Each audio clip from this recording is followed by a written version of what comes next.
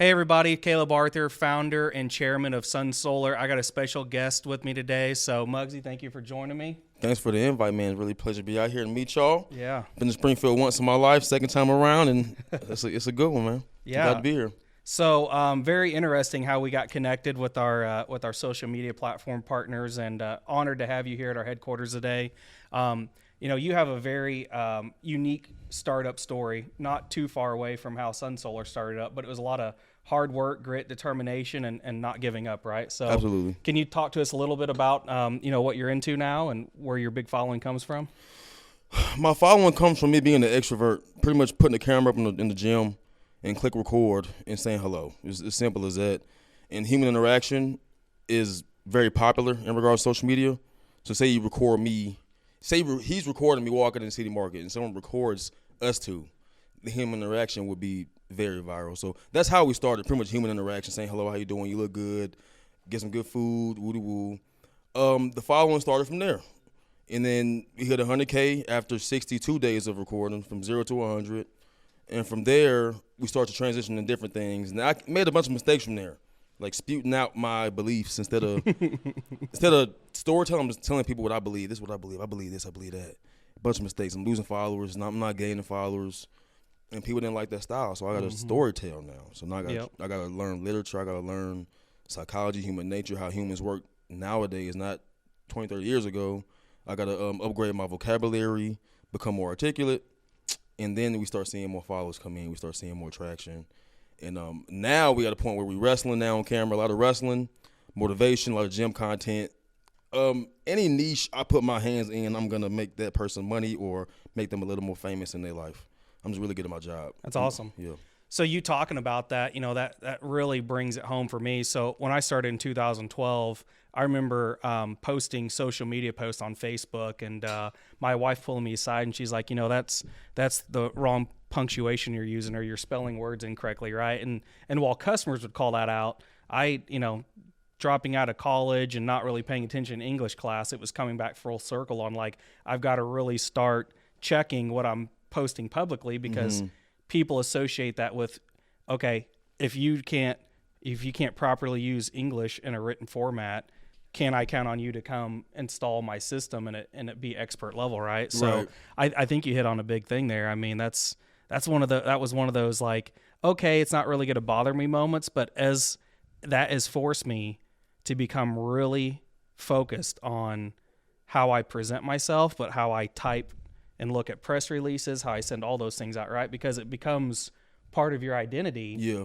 And people are, I feel like, so quick to judge based on the merits of how you talk, how you write, versus like what the actual message is of what you're trying to do, No matter what you do, people are going to judge. It doesn't even matter. True. I do nothing but good with my power, and I still get judged for what I do. So no matter what you decide to do, good or bad, there's going to be somebody negative, but that person's below you.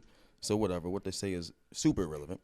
So this is going to happen regardless, man. Good. It's going to be negative in anything you do on social media, because people are just naturally negative these days. It's a shame. But you can manipulate those mindsets, these average mind frames, and make money. What do you think you did that led to your success on getting so many followers, right? Because sometimes people can get one viral video and, TikTok, Instagram, Facebook, whatever, and get, 10,000, 15,000 followers. But you have how many on Instagram? 316K. That's awesome. And how do you think that you got there? Just making more videos than everybody else, having really creative content that other people weren't doing? I mean, it's such a saturated space nowadays. Like, what do you contribute it to? It is very saturated, and the things I did to separate myself from everybody else is studying a few specific topics. Would be psychology, human nature, and marketing, specifically human nature. That's a big one. You got to study how humans work. And the big thing I also strayed away from is making it about me. So when I made a video, I will always put it out to how I like it. It's not about what I like. It's about what the average human like is. When you hop into this famous world, you're not average no more. You got to hop out that mind frame of an average human. So I got to make this video for an average person. So that's how I designed it, for average people to like me. And because I'm not average anymore. We're completely out that mind frame. You're out that mind frame. You can't be average and make a lot of money like me and you, or be famous. It's not going to happen. You got to be unique and different and weird and odd and awkward. That's what it requires. So you got to be weird, study very specific topics, and don't give a damn about what people think. That's a big one. I'm pretty theatrical in public. They know me. I'm pretty stupid, and I embarrass my friends in public. But that's gonna take you forward. Is not caring what people think. Because people, when you do social media, you publicly fail when the video flops. No one wants to fail in general, let alone the public. So when you continuously do that and then look at the video, how did it fail? Why did it flop? And over time, you realize how they flopped and how I go viral, and you eventually throw hits out every video. Everything I drop is a hit. I heard you talk earlier saying, why this video? There's a reason why it was that video. Mm-hmm. I can look at it and tell you why. Because I've dropped maybe 900 videos now. I know what mistakes I made in the first 400 videos. So now I know what makes a viral hit, what makes a flop. I can look at any video you give me right now and tell you if it's going to flop or hit right now. Because everything I drop is a hit, and I don't miss. I don't never miss. Kind of like a gun. I'm not missing the target, always. What, other than the studying that you did, how did you know what the content of, fitness and then wrestling, how did you fall into those? Have you been doing that your whole life? So when I moved here from Mississippi, there's no such thing as wrestling down south. I moved here in 2013 and got introduced to that. And I got good at it. And then after high school, I didn't go to college at all. I stopped wrestling. And then after we got in the videos again, I figured, let me expose my talents. Gotcha. So I put on paper, what are my talents? Wrestling was one of them. So I would do wrestling tutorials on top of my gym on the roof, and they got traction. So what works, you do more of. Yep. Speed, more. So I saw that this wrestling tutorial got traction. Let me do more of that. And now I got a nation of wrestlers who love me, and I ain't go to college for wrestling. It's awesome. Yeah. I'm more famous than most wrestlers in the whole nation right now without any college experience. That's how it goes. Yeah. I dropped out of college, right? And hey. You don't have to be college educated expert to be, really good at what you have to do. You just really have to be passionate about it and learn everything you can. And eventually you became an expert, right? Because you're forced to hone in each one of those crafts, right? Especially if you're going to start talking about it and posting videos about it. So yes. That's very exciting. I mean, I'm glad to see that you have come so far with social media. Social media is such a powerful platform, and you kind of get two uses out of it, right? It's the fear and the negativity side of it that like the news media and a lot of people get a lot of generated content off of. Yes. And then it's the positive side, like how to make your life better, right? How to get in shape. And because getting in physical shape, a lot of things come with that, right? So absolutely. You've probably never heard this story, but whenever I got out of high school, I was obese, and I ended up getting into as actually the Springfield Shoot Fighter Academy, but Brazilian Jiu-Jitsu in Springfield. And I was so overweight when I showed up to try to learn.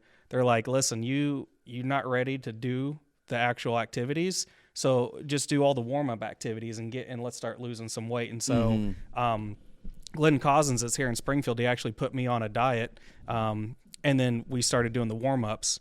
In the first 30 days, I lost 30 pounds, and in the first year, I lost 100 pounds. Radically transformed my life. So what I ended up doing was a lot of the folks in our jiu-jitsu class were police officers, and I was 20 when I lost all my weight, and so I ended up going in law enforcement for 5 years. But I tell you what, I felt so empowered, and that was the first time in my life where that switch had flipped in my brain where I could challenge myself to go do something and did not feel like it was impossible to do. So then I would challenge myself like, okay, you can run 5 miles. Can you run 5 miles in flip-flops? And I would just come up with really weird, competitions for myself like that. And yeah, I got done with the 5 miles and my feet were almost literally bleeding. I had blisters on my feet from running in leather flip-flops. So it was one of those things when you get healthy like that, your mind gets healthy, your soul gets healthy, and you can go on and do bigger things in life. There's no way I would have had the energy and the brain power to try to start a solar company if I was always bogged down with low energy, not feeling good from being overweight, Literally. Did you not gain self-respect for yourself? Oh, absolutely, yeah. If you set this goal today, I'm going to run 5 miles, you run 4.5, you disrespect the hell out yourself. Oh, you run 5, you respect yourself. And over time, you get these little wins. Yep. Now you got there's an abundance of confidence. Then you go towards something you want to do. That's how that works. That's why gym is so important. Yeah. If you don't do that, you disrespect yourself, and them little losses just, you want to go. You don't want to be here no more. You got to win. Small wins, self-respect, and that leads to confidence. Confidence leads to action. Action leads to money. Yep. And you can start anywhere, right? I literally knew nothing about lifting, running. I never cared about that stuff in school. I was never a big sports guy. But, you know, it was finding that, I guess, that culture of folks that were going to be supportive of me. Yeah. And while they felt like baby steps to me, you know, I remember literally getting done and the inside of my legs were chapped because my legs were so fat they were rubbing together. And I was like, I got to put baby powder on my legs, right? If I keep doing this kind of stuff. But it doesn't matter where you start as long as you just keep pushing yourself to get a little bit better and not trying to compare yourself with other people, right? That was eventually the trap I started falling into. Well, like, this guy lost 5 pounds last week and I haven't lost 5 pounds in 3 months. And so it's everybody's on their own, you know, unique journey, right? When you're you know, making content or you're coaching people, when they hit that plateau, they've seen a little bit of success, but they hit that plateau and can't break through it. What's some guidance or what's some things you can say? Because when I was in that spot, I really mentally struggled for about 4 months of not being able to lose and hit my goal, right? It was one of those things I had to hit my goal at all costs, but I felt like I was sacrificing everything I had to do, but I just couldn't get there. It was a timing thing. So you're talking in regards to wrestling or in regards to fitness in general? Fitness in general, yeah.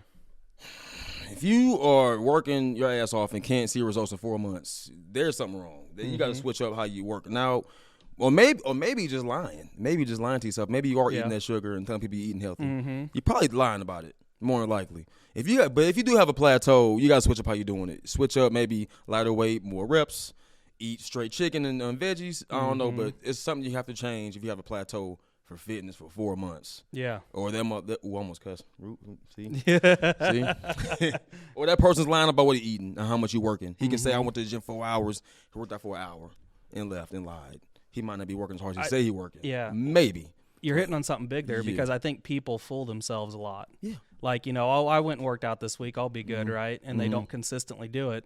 And they create these own fabricated stories in their brain, and then they believe it, right? You can program yourself to believe the lies you tell yourself. Yep. You can, like, every human in the world is programmed, right? You choose your programming. Oh, yeah. And people like that choose the program of like, well, I ate healthy, but in reality they didn't. They just program themselves to lie. Yeah. So their lies are their programming, which is a shame.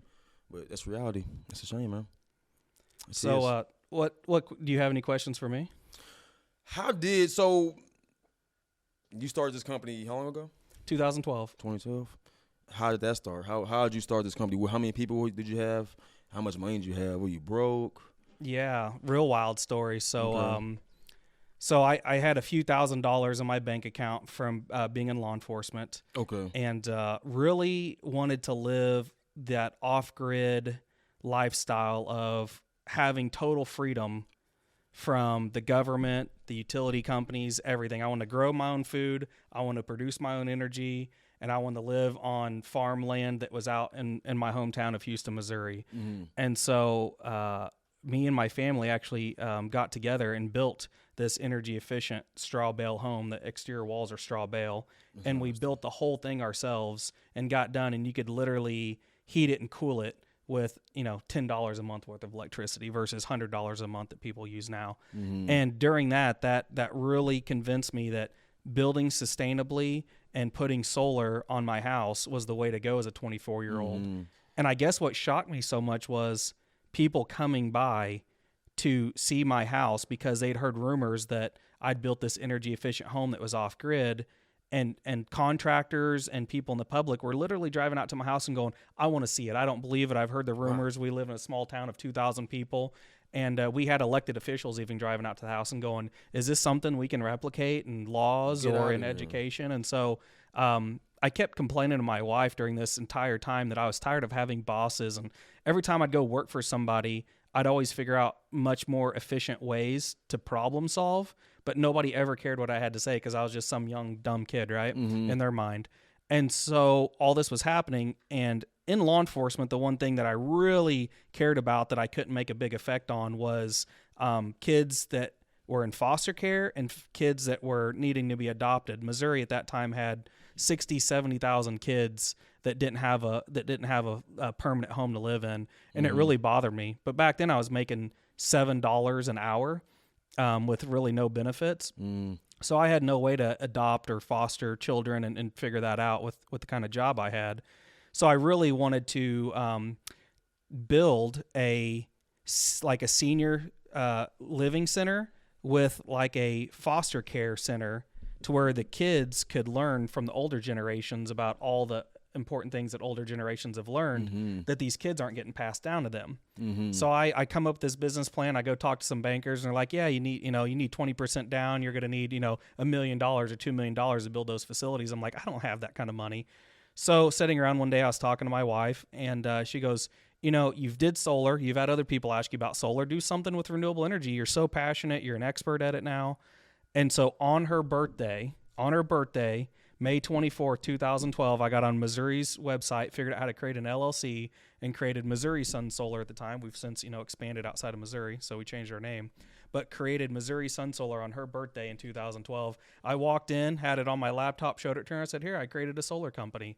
And the big thing that was going to drive me was I could do the sales and marketing and help with the installs, but I could not do all the back end computer programming, websites, all that. So I called my older brother, said I need a website and I need to do Google AdWords. And he built me a website where it was just 100% educate you enough, click the button, fill out a form. It was very basic, but it worked. It worked so good. But so many people copied that after a while that it stopped being as functional, right? Now you have to be more clever. But I set up a Google Voice number, had it transfer to my phone when they'd call, and my phone just started ringing off the hook. Man. And started going and meeting customers and selling them solar. And what I didn't realize was your HVAC or your plumbing has an issue at your house, you can call and they can just come out and fix it right then. When you buy solar, you have to go through a whole process of getting the utility approval and then getting permits, a lot of times electrical and structural permits. So I literally go to install my first house I sold. I show up to the city and go, hey, here's my plans. I need a permit. And they're like, you have to have this structurally stamped by an engineer. So I call my uncle, who we call him Uncle Bill. He's actually Uncle Bill to me, right? But everybody in the company called him Uncle Bill for a decade. And he's my dad's older brother. And he spent 30 years working in the Army Corps as a structural engineer in Missouri. So I call him and say, hey, do you know somebody has this stamp? And he's like, yeah, goofball, I have that stamp. And I said, well, you don't know anything about solar. And he goes, well, let me look at the plans. And so he comes and looks at them. He ends up stamping it. So I got my stamp and I got my permit for my first job up in Union, Missouri. So we go install the job. My uncle watches it and he goes, I think you're onto something here. And so what was amazing at the time was my mom has always been my biggest cheerleader in my life, which not everybody has. So I really feel blessed that I have that in my corner, right? And so I call her and I say, hey, I need help answering the phones. I need help filling out paperwork. I need help doing all this other stuff that me and my brother can't do. So she left her full-time job with benefits that she'd been at forever and came on as one of my first actual employees. And she's still with us today. So it's like me and my brother were kind of number one and number two. And then she was, right there behind us. It's all about using your network, no matter what's in your network, using it and building trust with people, right? And I'd not given my family any reason not to trust me, but I'd had a lot of different business ideas up to that point.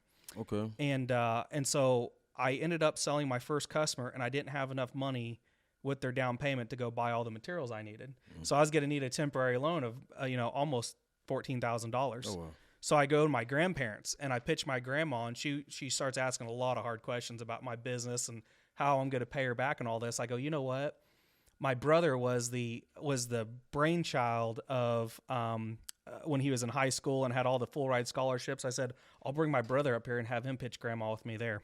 Because I was the kid always in trouble and suspension and stuff like that, right? Troublemaker. I feel you. So my brother, he never did anything wrong his whole life, and he comes up and we pitch grandma, and she goes, okay, I'll loan you boys the money. So we got a temporary loan from my grandparents. Not only did we pay them back for that, we ended up giving them a free solar system the first time we could afford it years ago, and we converted their house to solar because they're retired. They want to hedge against inflation like everybody else. But I'll tell you, that was the foundation of having family members that were willing to go to the ends of the earth to make it happen. And I'll tell you that we had a very wild ride. In 2015, we moved to Springfield with 15 employees, and by that Christmas party, we had 100 employees. Okay. And I'll never forget the shock that I had, and I guess a little bit of disappointment in myself that I walked into the company Christmas party and I didn't know every employee's name. You didn't? No, I did not know everybody's name. And they worked for me, right? They believed in my vision. They believed in what we were doing as a mission of a company. So I got up. It was mostly family and friends sitting at our tables. I got up and just walked to every single table and introduced myself, because a lot of them were bringing their wives or their husbands, right? So I introduced myself to every employee, and I'm really bad with names when I get to meet people. And so I was really focusing on like trying to learn their names. And, obviously some of them might have been onboarded the week before because we were just growing so fast. But, man, then we absolutely hit a wall. We went from selling a few million a year to, in 2015, we sold $26 million in like 8 months. And we had no idea how to run a company that big. We didn't know how to train managers. We didn't know how to train employees. We were just throwing bodies at all of our problems, right? You didn't expect this outcome at all. It seemed like, okay. Yeah. And so, my dream of just selling and installing one job a month turned into 100 jobs a month. And I'll tell you what, though, the thing that most companies lose, that made them special when they were, that we try to hold true to us, is protecting our customer experience at all cost. And while it's not always 100% on point how I'd want it, because employees don't come always, team members don't come with that baked into how to be extra personable, how to solve the problems, how to do all that takes a little bit of time. If we do make a mistake, we try to fix it as fast as we find out about it. Okay. But I got to tell you about this one experience. So we install this, he's probably 60 years old, a 60-year-old guy. We install his house. I've never met him, but he follows me on social media. And this was back in 2016, 2017 timeframe. I go to the Springfield airport to fly out, and he's like a maintenance guy that's out in the parking lot. And he stops me and he goes, "Are you Caleb Arthur?" And I had my Sun Solar shirt on. I go, "Yeah." And he goes, "I bought a system from you 2 years ago." And he said, "I have to tell you," he goes, "in the last 30 years, customer service has just plummeted in everything that we do in life." And he goes, "When I call, you answer with a live person. And when I called, you were able to fix my problem, do it in a timely manner." And he goes, "However you're doing that, as you grow, continue to do it. And if," he goes, "I've got some money saved aside. If you ever are open to taking investors," he goes, "I want to invest in you." Because he goes, "Most companies don't do that anymore." And it was probably a year after that. We had some really smart IT people working for us at the time, like we do now. And they got the bright idea to stop answering the phone with a live person, because they were complaining about how many calls we were getting and how to route those calls. And somebody's got to answer, and then somebody's got to figure out what department they go to. So it was hit 1 for this, 2 for this. And all of a sudden, we started getting customer complaints about not following through, not calling back, whatnot. And so I go, "Show me the process from beginning then." So they go down this road of showing me the process of, as soon as you call in, you hit this 1 for sales, 2 for service, blah, blah, blah. So I hit the button and it rang. Nobody picked up on the other end of the phone. I was like, "What department is this going to?" "Well, it's going to this department over here." So I go over there. I go, "Are you guys getting phone calls?"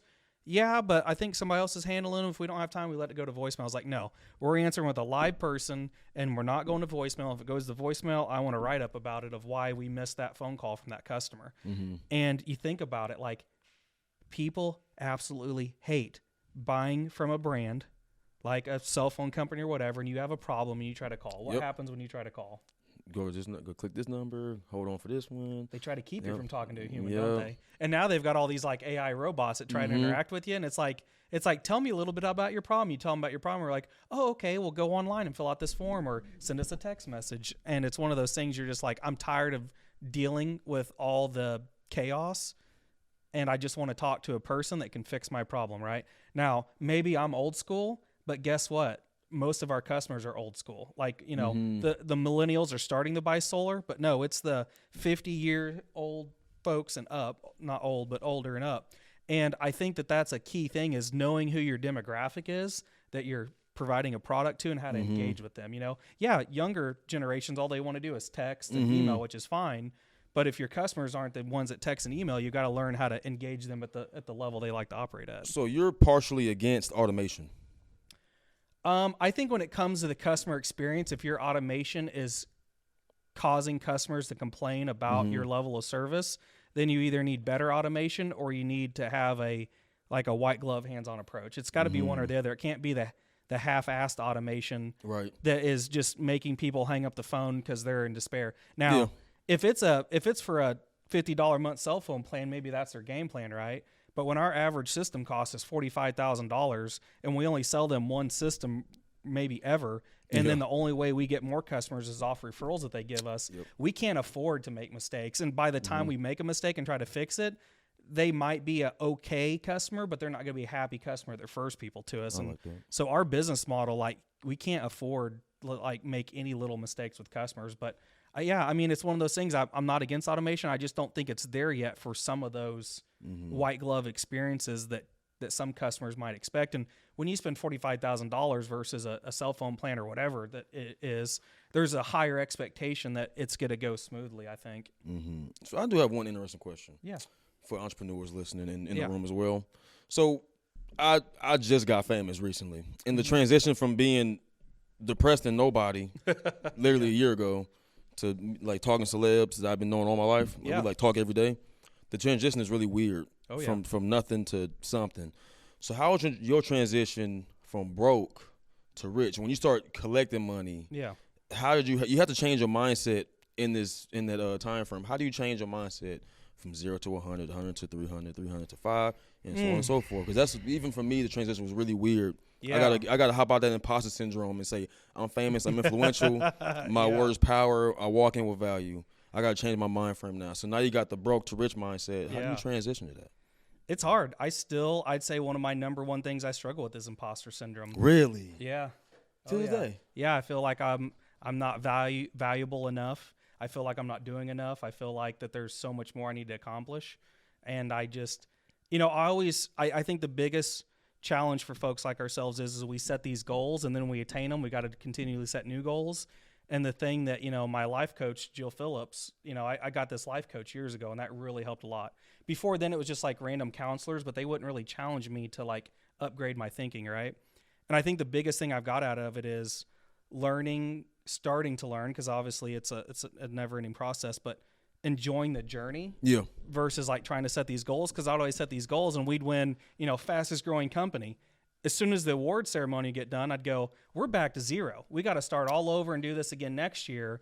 And I wouldn't even take but a few hours to celebrate. And I'd be like, okay, we're back to being a nobody, right? And if we don't do better than we did last year, then everybody's going to think we're a fool, right? Yep. I'll tell you, I think that having all my family around me and some friends that were mentors and having a life coach, I think the thing that has helped me the most is like how to have that level of success, not let people's comments get to me. Because I had childhood friends that I can't even talk to anymore, right? Same. Because they want to go to a high school reunion and their lives haven't changed in the last 20 years since we graduated, right? So it's hard to connect with old friends even old family members that just don't understand what it is to like want to push yourself to that level of success or whatever you'd call it. And so that was a little disheartening, right? Because it made me feel like I didn't want to think to myself that like I'm a better person than they are, because like that humbleness of like we all have the same opportunities, and that's where I struggle, is like, because I don't want to become like arrogant. I've met other really successful business owners or famous people that are so disconnected with the reality they're in. I learned that lesson. Like, I want to be relatable. I want to be grounded, and I don't want to think that like I'm better than everybody else. Now, we could all argue that we have different talents that we've capitalized on, that we're better in those single things, but to say like I'm a better person than my marketing manager because he hasn't been as successful as I have, like that's the road I started to go down in my mind, like, oh, well, this person hasn't accomplished this and I have, right? Starting that comparison thing. And I think for me, it was, how do I just become a better person than I was yesterday and the day before? And how do I level up through that? But I'll tell you, I went through something that absolutely destroyed me. And that was in 2017, my brother left the company overnight, took key employees with him, and started a competing solar company to try to take me on. How's that working out for him right now? I mean, it's okay. He's got a very small company, but he actually does installs for us. So it kind of came full circle. We went from being arch enemies, hating each other. We're the only two siblings. It destroyed the family, us never talking. And then it kind of came full circle where he reached out and asked for if he could take on more work in the last year. And so, I had a lot of soul searching to do on like, do I want to hold this bitterness and this anger Yeah. towards the things that I felt like my brother did, or do I let that go and do I utilize his talents and his resources? And so it's been a great partnership since bringing him back in. But I tell you, I had a lot of healing work to do. Yeah. And I spent so many years angry about what I felt like he did to the family and the company that I didn't even focus on growing my company. I was more focused on how do I get back at him for what he did to me than to just leave it behind and go grow my company. So for 4 years, our company had zero growth. Zero. We had no Really? revenue growth. We just stayed at that 20 to 25 million every year, no matter what we did. And I started bringing on different executives. I mean, I went and found the guys that ran solar companies 10 times my size and brought them in. We'd have no growth from what we were at. Really? And people were just cycling in and out of the leadership team. And so my life coach turned into my business coach, because you can't separate life from business. You're one and the same, right? I used to think that my personal life did not intersect with my business life, but they're all one and the same, right? I've come full circle to see that. And the biggest thing that Jill, my business coach, got me to see is that I was spending so much time in my negative. So like you're a very powerful creator of your own reality. So am I. And I think a lot of people that have that success can kind of create their own reality, right? Well, you can create your own good reality, but you can create your own hellhole to live in. Correct. And I created my own hellhole where I was spending a majority of my time in a negative thought process cycle of thinking about who did me wrong, why they did me wrong, how do I get back at them, how do I protect myself, how do I like keep it this little tight bubble, versus how I originally started growing the company was based on my mission and being in alignment with myself. And when you're in true alignment with yourself, 100 people against you won't affect you. It will right? not. But if you're not in alignment, one person can tank your whole mindset, business, whatever it's going to be, right? And so I'll tell you what got me on how bad I realized I was. I couldn't even admit how bad I was mentally. But my business coach, she asked me, she said, you have family members that work for you. You have these employees that work for you. She goes, surely there's people at your company you trust. I said, there's been so many people take advantage of me at this point. I don't trust anybody. I don't care who it is. I don't trust anybody. I can't. I'm too broken right now. And she said, I want you to write thank you letters to the employees that you trust. And for 3 months, I didn't write a damn letter. Just little postcards. She says, buy a little postcard, thank you letter, say thank you for, I appreciate you working for me, sign it and give it to them. I couldn't do it for 3 months. So you trusted nobody? No, I didn't even trust myself, right? I didn't trust myself that I knew how to run the business, that I was smart enough, old enough. I thought I was just some young, immature kid that got lucky, was surrounded by the right people, had all this success, and now for 4 years I haven't grown and I've lost my secret sauce on what to do. And so I'm just going to sit around and blame everybody else, right? And when I started writing those thank you letters, the responses I got from my employees were really gracious and amazing, right? And it made me realize how big of an asshole I'd become towards my own family, my wife, my kids, my all my employees.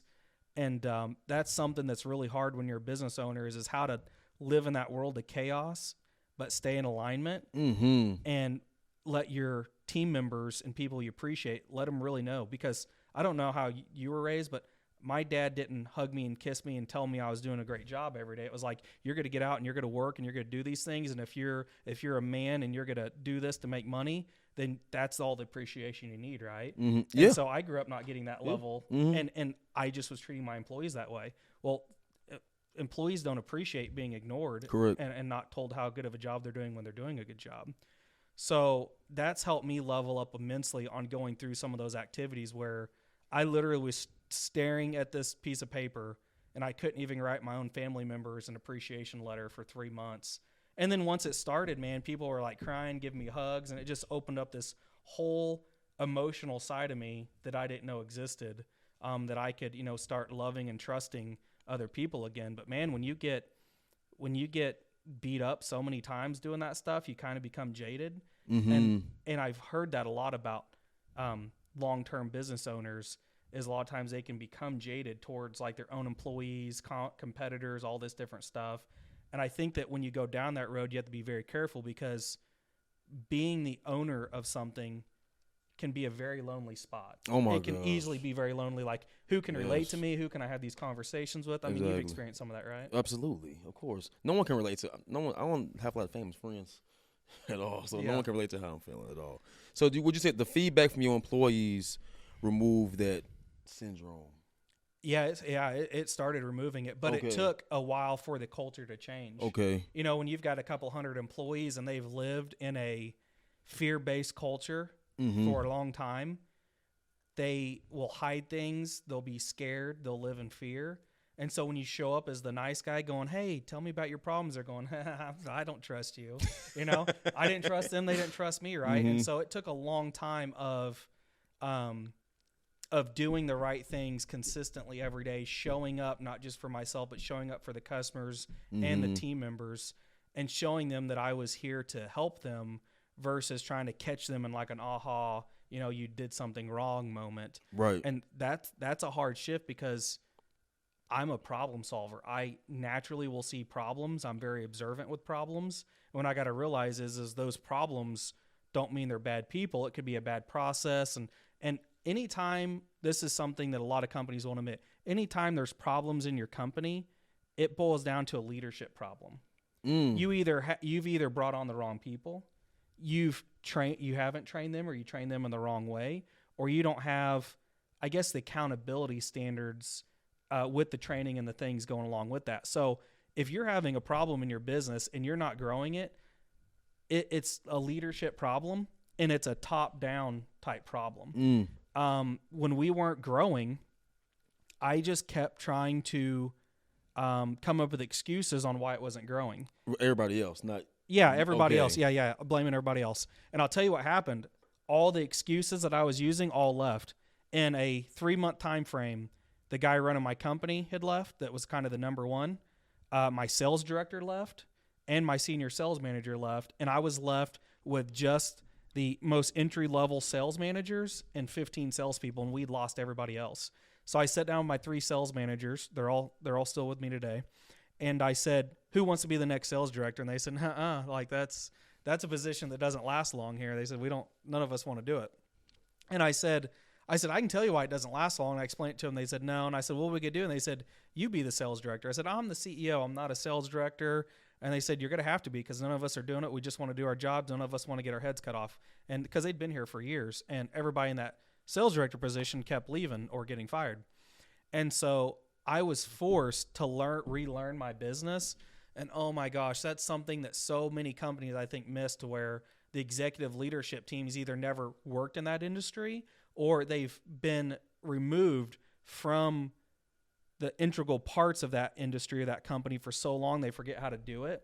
And being forced back into the sales program, we were average sales about $1.5 million a month. Within 6 months, we were hitting $7 million a month with me running 3 sales managers. And I'll tell you what, that gave me a hell of a lot of confidence. Gave me a hell of a lot of confidence. And I'm like, okay, it wasn't necessarily that those people were the wrong people. I had a terrible leadership because I didn't know what answers to give them, because I was not in the trenches learning enough of it. And until they had enough experience to know what to do, they were counting on me, and I was giving them bad guidance as the owner, right? So I'll never forget that. And so, but here's the thing. All the things that I did with that, our sales started slowing down these last few years when interest rates went up. We were still growing, but not growing near as fast. So I'd take a hard look in the mirror and go, okay, we know the secret recipe at this point. We've proven it. We've replicated it for over a decade. Why am I suffering now? What am I doing now? Well, I had all these other distractions. We're working on a $100 million solar panel manufacturing plant that we're looking at launching. Manufacturing is a whole industry I've never been in. My other partners have been. But if you went from saying, hey, I'm going to, go from being a fitness wrestling guy to manufacturing weightlifting equipment, that'd be a whole learning curve for you, right? So, but it was a challenge and I enjoyed it, but I took my eye off the consistency of what Sun Solar needed to be doing on a daily basis. And so I ended up bringing in some leadership people, I think for the first time, that were beyond my comprehension of how to run that kind of department of sales. And when you start surrounding yourself with people that are smarter than you or better than you at those certain things, you can really take off like a rocket. So for the last year, we've been constantly trying to hire and train new sales energy consultants. And there was an epiphany that happened just the other day on the phone. My new chief revenue officer, Jerry, gets on the phone with me. He's like, hey, the process that we have our salespeople follow, there's so much internal red tape and regulations internally that it slows down the sales process and we're not getting as many sales.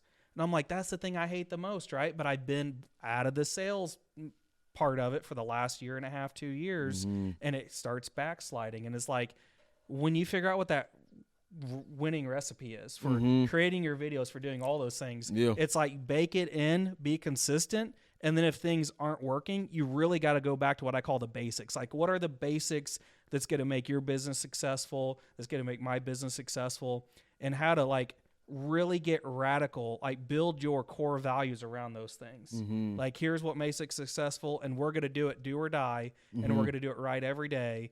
And if we wake up one day and we don't feel like doing it, tough crap, we got to do it anyways. You know? I love that. Stoicism. Yeah. Yes, I love that. I love listening to you. Really? You're a great story. I love that. Great storyteller. You definitely piqued my interest in a couple of things in regards to businesses taking accountability. Yeah. Specifically the person in charge. Oh, yeah. That's the biggest problem you think in businesses, no accountability from the person running the ship. Yeah, or they've got displaced accountability, or it's maybe geared the wrong way, you know, because I could definitely hold some people accountable, but I wasn't maybe holding them accountable to the correct things, and I wasn't measuring my data in a way to know, because when you're in like solar, for example, it's, you know, how many appointments did you run? What's your close ratio? What's your follow up?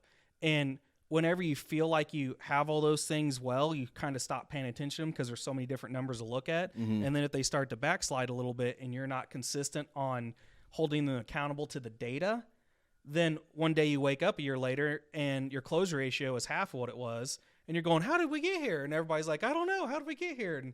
And then it's like a surprise to everybody when we kind of knew what the problem was, but we were almost like, we were too good to admit what the problem was to go back to basics and say, guys, we got to get this right. Yeah, you might be one of our top sales reps, but you're not running all the appointments you should be running because you think you're, better than everybody else, and you don't have to follow the game plan, right? And what I would say, I forgot. I think it was the I think his name's Hayes. No, I don't. It's the CEO of Netflix.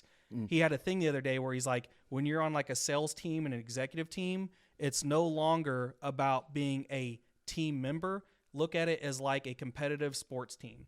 You're either coming out on the field and the best gets to play, and the best don't get to play, and they're either on the bench or they're off the team, right? And I think so many business leaders play this political game internally to where they've got friends or family or somebody they really like, and they will look past the issues that they're causing in the business because they have a false sense of loyalty to them.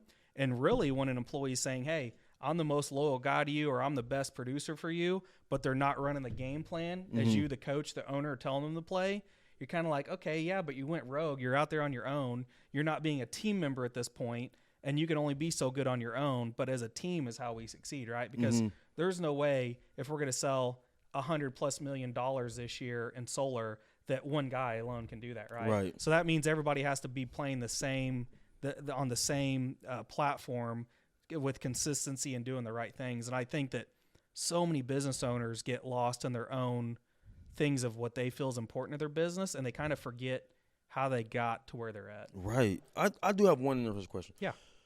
You have a pretty big company now. Yeah. So average people will probably say, this company's pretty big. He's doing very well. No need to grow it or evolve it. How do you evolve a company so big? You evolve so much. It's almost as if you don't need to anymore. But how do you evolve now, being so big? You solve all these problems. You made all these mistakes in the past. Yeah. Now, how do you evolve now? Because there's very few problems, very few mistakes you're making now because you're doing so well. So how do you evolve right now, being so big? How do you evolve this company? Oh, that's a good one. So part of that, like we talked earlier, comes with my imposter syndrome, where I feel like I'm never doing enough, or I'm not have a big enough company. Yeah. And so I think part of it actually goes back to my childhood of just like my dad always being a business owner and always having that fear that he ran his own business and he was his own business. He didn't have employees. And if he was to get injured or get too old to do the job, our family wouldn't survive. And I feel a level of that for all of our employees, that not even about taking care of me, but I want our employees to have good, healthy lifestyles and not be struggling to, buy things or do things in Right. life, right? I think almost half, if not more than half of our employees have bought their first house while they're working for us. That's awesome. And so when I see stuff like that, I'm like, how many more people's lives can I impact? Yep. And so I think for me, part of it's a numbers game, but the other side of me is I truly believe, like, you can take, like you talked about the political stuff earlier, like, or your own personal stances. Mm-hmm. So while I have some very strong personal stances, it goes as far as when I was in law enforcement.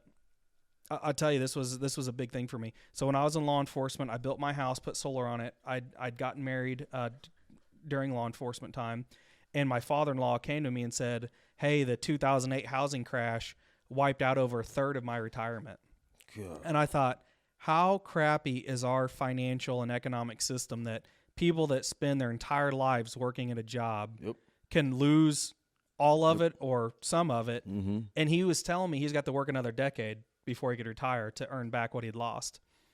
And whenever you think of the concept of what can I invest in that's a for sure return for me, because middle class Americans, they're like one paycheck away from being in poverty and being homeless, right? That's correct. Like there is millions of Americans stuck in this. I can't get to the next level and I don't want to go down because I don't want to lose what I have.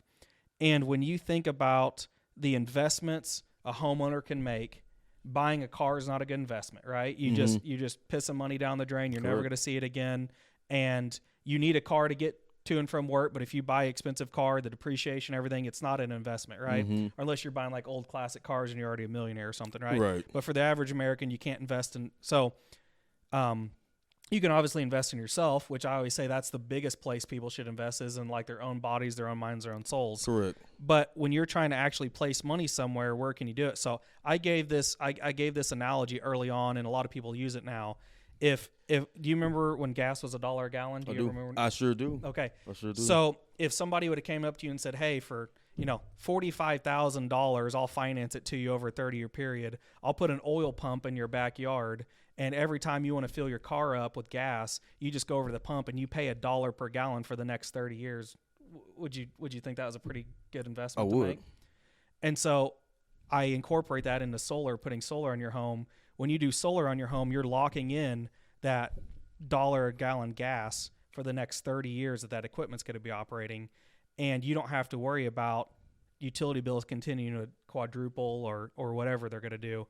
And I'll tell you, coming from somebody that put solar on my own house, wanting to be kind of free of those issues, when I started putting in solar for people at their homes, and I would turn it on, and their meter would spin backwards for the first time, some of them would jump up and down, happy. Some of them would actually cry in front of me, and the other ones would be like, "F it, I stuck it to the man."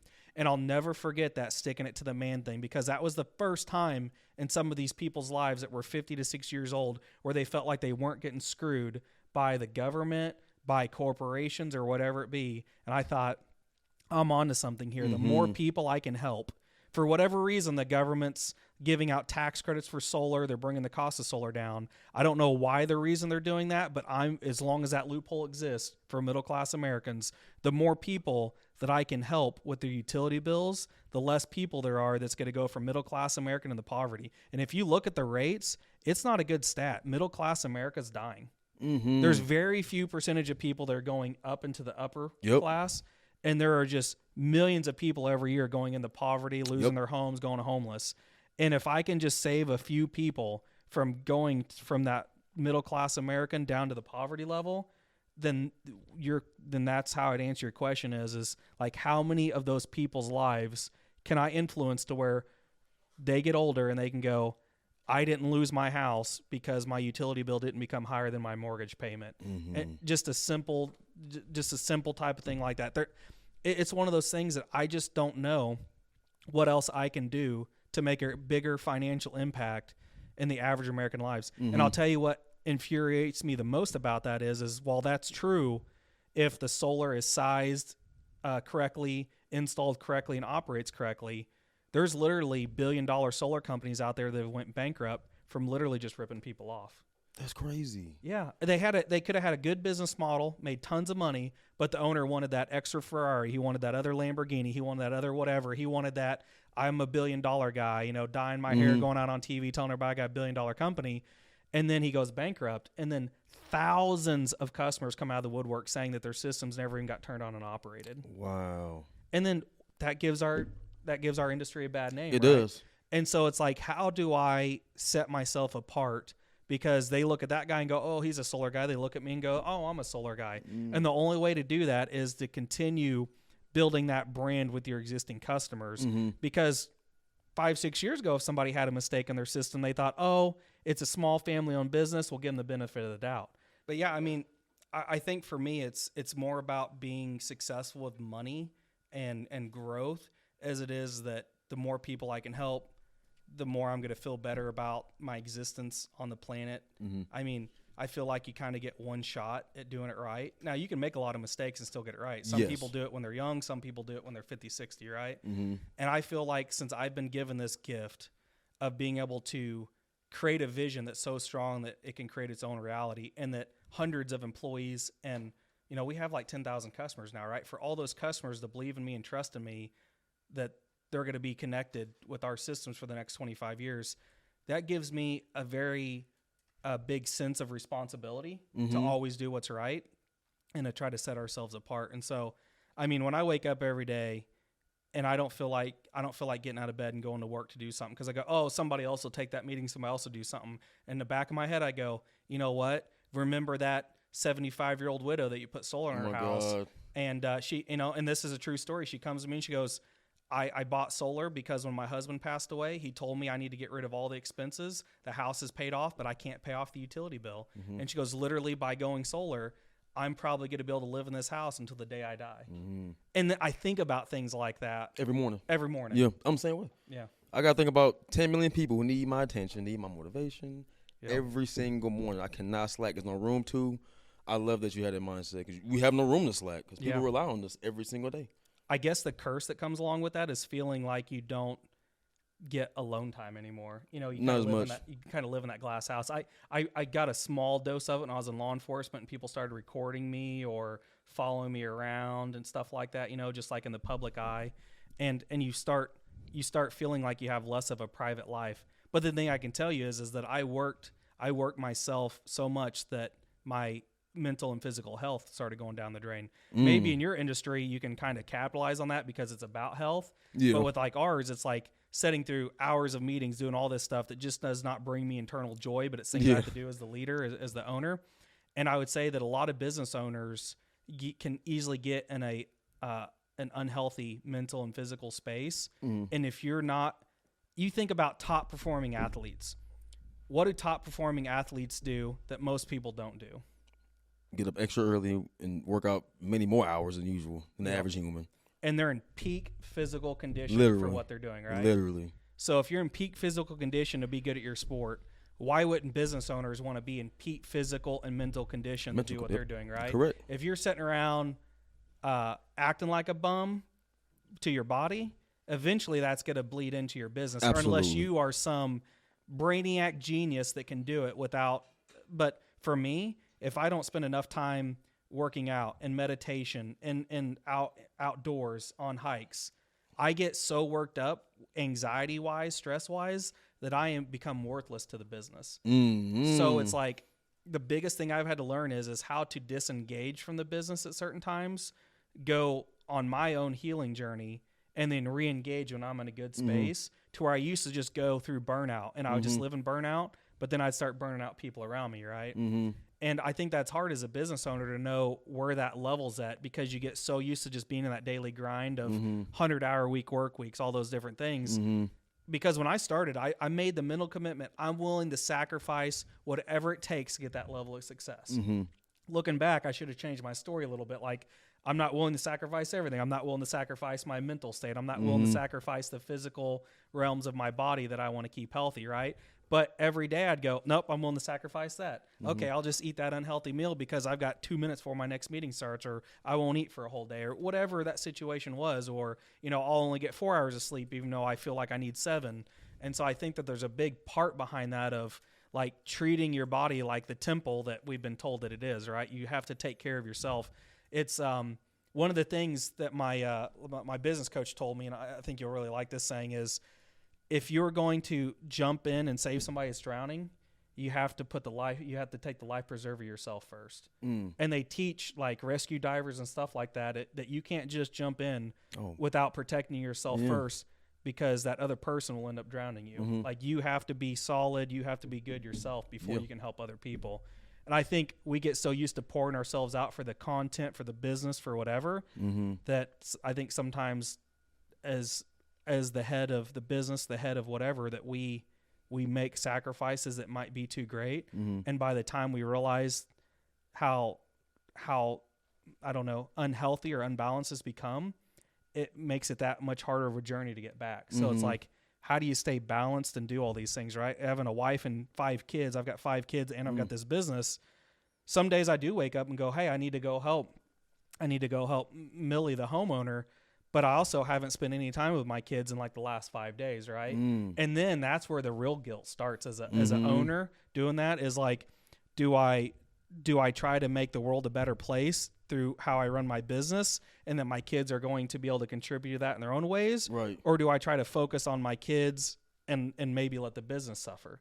And that's probably where I have some of the hardest time of knowing where to remove myself from the business, because it did. Like when I said I was willing to sacrifice everything, I mean, it almost cost me my marriage multiple times. It's almost cost me, relationships with my kids where I feel like I can't connect with them as easy sometimes, and then I go, man, I'm not, okay, we're going camping. Like, let's get the camper, let's go camping, let's go to the lake. And so over the last 3 years, it's gotten way better, because COVID, believe it or not, being stuck at home with your family during COVID was like a big wake up call for me. I'm like, oh my gosh, my kids can do this. And oh my gosh, my kids are so tall. Like, what in the hell's going on? Like, they have these little independent minds, and it's just not, because I don't know how you are, but when I'm outside of work, it's usually something on my phone. Until I got the marketing team, it was, hey, somebody left a comment, I need to engage with them. Oh, this happened. I was trying to run all parts of my business from sun up till 10 p.m., 11 p.m. every night. And I'll never forget how many birthday parties I went through to where it's a Saturday afternoon, but I'm on my cell phone sending a message like, did we get that install done? Did we do this? Did we do that? And I'm literally at my freaking kid's birthday party, and I go back and look at photos, and I'm like not even watching my freaking kids. Like, I'm on my phone, And that kills me. I'm going, okay, was it worth it to grow the business at that rate, or do this extra thing and help these people and sacrifice, being a dad? So that's one of the hard things, right? And I know moms can struggle with that. My wife struggled with it, like being a stay-at-home mom or going to work. She really liked the work side of it, but she felt like she was abandoning the kids and wasn't there for the kids, right? And so it can happen on both sides. But man, that's one that I don't have a good answer for, other than you just really have to build good people around you to where you can take that time off and actually feel like time off. Like my first 5 years in the business, I never took one day off, and I didn't take one single vacation day. Did you have kids at the time? Yeah. You really did? Okay. Yeah. My son was 3 months old when I started the company, and and I really think through, like, if I could do it over again, what could I do differently? And it would be like understanding that kids are only little once, and that if you don't build a relationship with them when they're young, they're not going to have that relationship with you when they get older, because, I struggle that with my dad. Like, he worked all the time, and the only time I'd see him is if I went to work with him, right? When he was in work mode. And, I want to have a different kind of relationship. I'm super thankful that my dad built that into me, because if my dad wouldn't have, I'll never forget, Tony Robbins had this, I'm Not Your Guru on Netflix years ago. And I remember this, I don't know if it was a girl or a guy, they were talking to him about all the trauma they got from their parents. And he's like, yeah, but look at the good. Look at what that drove you to. Look at what you've been able to accomplish. So yeah, that was the bad side of it, but look at the good side of it, right? Because if my dad would just let me do whatever and not taught me all the accountability of growing up on a farm and having a family-owned business and doing all those things, I would not have the drive and passion of knowing how to run a business, because I would not have been watching him grow his and run his, right? So like, we can always sit around and blame people for what they did and didn't give us in life, but you also get the opposite side of every situation, right? Because everything has a positive and a negative to it. And I think people fail at seeing the positive, because it's a lot easier to go negative on stuff. It's way easier to play the blame game and why I didn't get this and why I didn't get that. But, you know, you obviously have figured out how to have what I would say, have the conversations with yourself to build yourself up. Mm-hmm. That is the biggest thing that separates what I'd call the winners from the losers. And not that you're a loser, but that you're not winning in the game plan of what you have for life. Mm-hmm. And that is how you talk to yourself. Because how you talk to your thoughts become your words. Correct. Your words become your actions, and your actions become who you are. The right? programming. Yeah, the programming. Yep. And if you can just change the conversation that you're having with yourself, you will be able to change the entire world you live in in short order. Mm-hmm. But you have to be convicted of it. You have to believe in it, and you can't just give up and start blaming other people when it gets hard. Correct. I can't tell you how many times I was on the verge of bankruptcy my first 5 years, how many times I lost contracts and wanted to just crawl in a hole, how many times I didn't know if I was going to make payroll, how many times I get told no by bankers or financing people doing what we were doing. And the key is I just never gave up, which is weird because before I started this company, anything that would go wrong in a personal relationship or business relationship, I just give up and go start something different or do something different. Like, oh, that person's out of whack, or that industry's weird, or I don't like it and I don't like having a boss. I'll just go do my own thing. Right.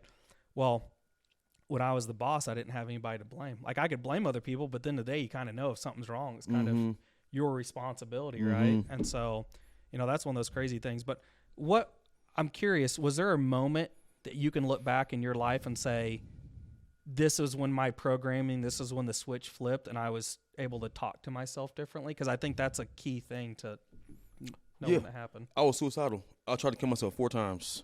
So my last attempt was about 17 months ago. Like a little bit before I met them. I don't know how long ago.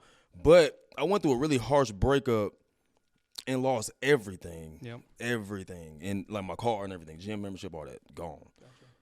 And that was a switch to kind of, I told myself, let me solve every issue in my life right now. Any problem I have, let me write them on paper and solve them. And I had to switch my mind frame to just pure positive mind frame. Tell myself I'm the best. I'm the shit. Part of my language. No, you're good. And give me 10 seconds to think this through. No, you're good. Because this is because that switch was weird. The switch was weird. Because like I said, I was a suicidal simp, broke, beta. My mind frame was trash. You would hate me. You would not talk to me a year ago. So I just switched all that up because of an abundance of pain. And that pain really switched everything, because the energy from pain is infinite, and it's the same amount of energy if you were happy and excited. You just have to convert it. You can't destroy it, just convert it. So I had that big ball of energy in me. I converted it to something great. And when I saw traction, that's when I realized, okay, I actually am worth something. I see that I have some power, some value, and it's what worked. I kept doing more and more and more. And that was really my switch, to like an abundance of pain, because pain and stress unlocks great things in you, incredible things in you. Yeah. So that's what switched me was the pain. When I hate to say that, because people naturally avoid discomfort. So when you tell somebody you got to go through pain to get to the greatness, you got to have. Because I even sitting next to you, I can feel the power of your stress tolerance. It's incredible. Really? I know it is, because you deal with BS all day, I'm sure. So it's gonna require an abundance of pain to unleash that greatness. Every superhero, Marvel say it every day. Every superhero and every supervillain went to something terrible. Yep. Either good or bad, the outcome. So the Joker, I'm killing everybody. Superman, I'm gonna say everybody's life. The pain brought something out of you, negative or positive, but use it for positive. That's what I think the pain what the switch was. So you got to have trauma. Every man requires some form of trauma in their life in order to achieve something great. Because a man's greatest achievement in his life is really creating resources and wealth, and that comes from the pain of things. So we got to go through stress to go through that or to find that. So pain is the key, no doubt. That's what switched me, is abundance of that. It was a breakup. Ooh, yeah, everybody got breakups. Who cares? But I was young and dumb. So for a young and dumb man, a breakup is very harsh. Oh, yeah. For a grown man, it's like, okay, who cares? There's more women on earth.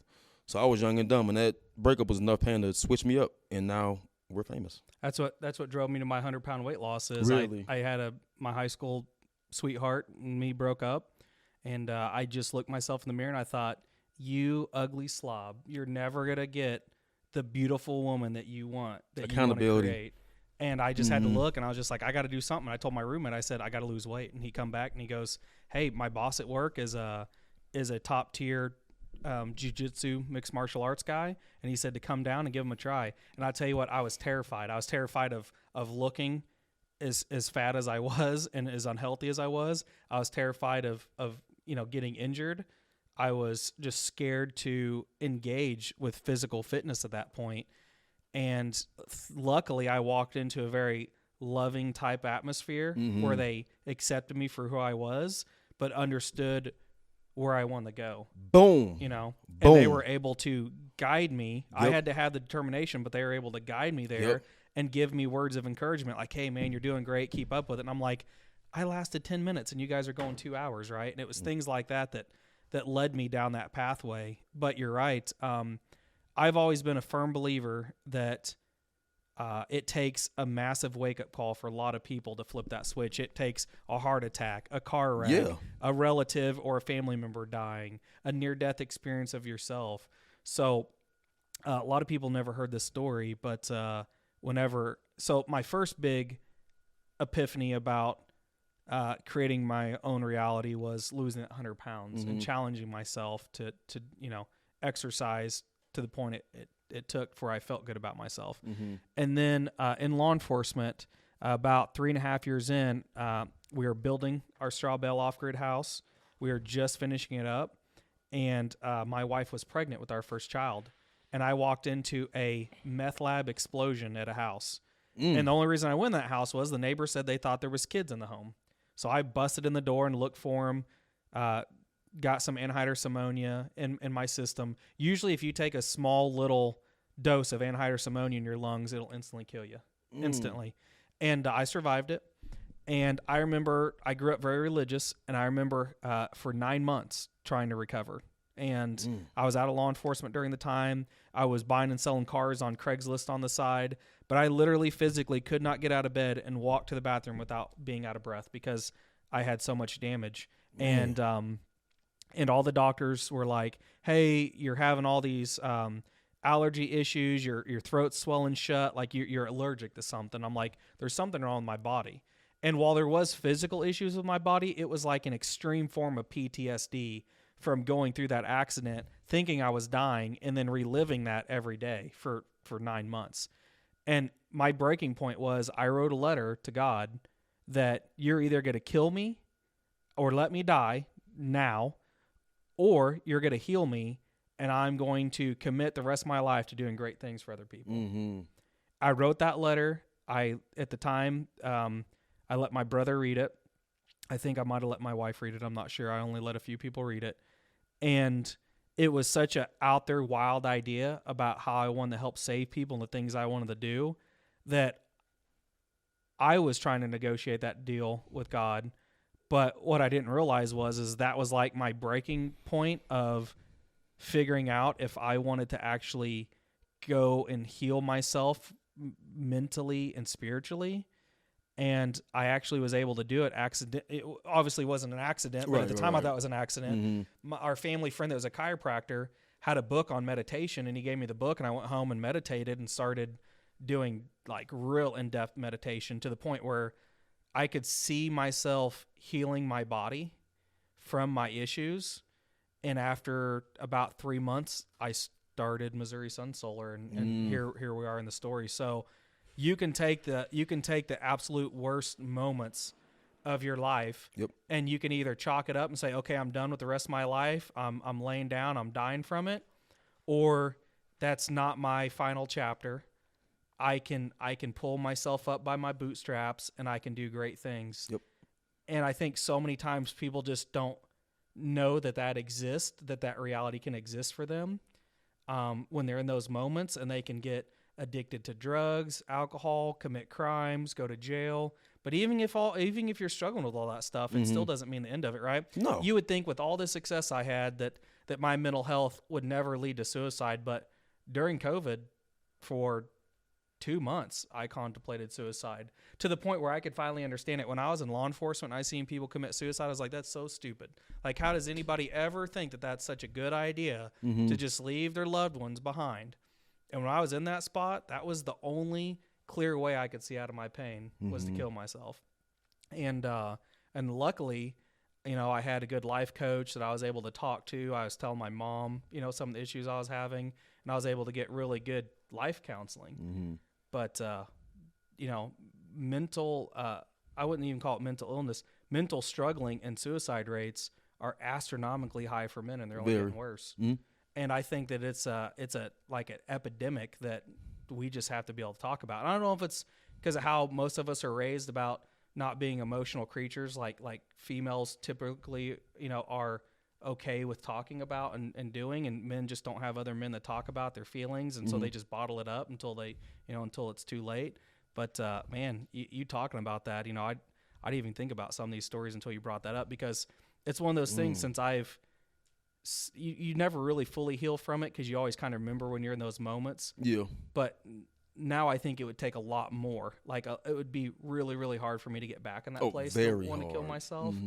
But you don't know what it's like until you experience being that close to it, 100%. And, mine weren't necessarily like taking pills or anything. It was going to get in my car and driving 130 miles per hour and trying to, swerve at stuff and just act funny and like, oh, maybe it'll be an accident, right? But, there's no way that I would do some of those things like I did in the past. And so, Jock's even seen me on some of those.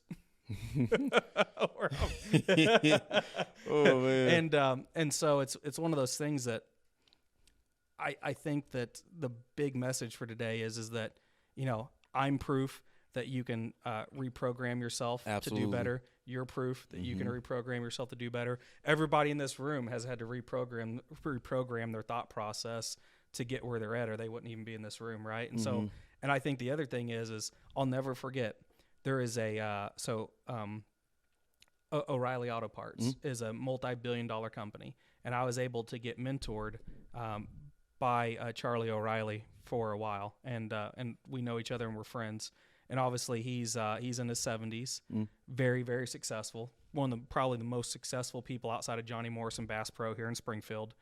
And one day he was telling me, he's like, I am going to reach down and help you up. And he goes, and when you are at some version of my level later on in life, I want you to turn around and help other people up. And I think that's very powerful for people that have figured out how to live in abundance in life, is to start teaching that to other people. And you never know what it's going to be, right? We could pound this same message home to people for years on end, and they might not grasp it. But then there's that other person that might hear it 4 or 5 times. I'd listen to Tony Robbins, I'd listen to all these other speakers, and one day I was driving in the car, and that switch just kind of flipped when I was listening to something. I was like, I totally get it. But you just never know what message you're giving and how somebody's going to receive it. It's kind of like when you go to church and somebody's reading a scripture and you're like, how did the preacher speak to me? It's like you got out of that message what you needed to if you were open to, learning and doing those things, right? And it's not that the preacher was coming in to preach to you. Correct. He was preaching what was laid on his heart. And so that's what we're doing today, right? We're preaching about what's laid on our hearts.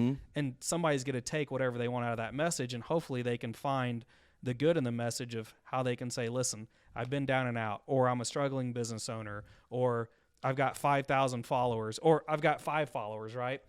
I don't know if you ever watch Gary Vee, but I love Gary Vee. I follow him. He's talking to those kids that are like 12 years old, and they're like, I'm a streamer on Twitch, and I have like, I have 1 follower or whatever. And he's like, dude, like, you're 12. Keep doing it, like, who cares? Who cares how many followers you have?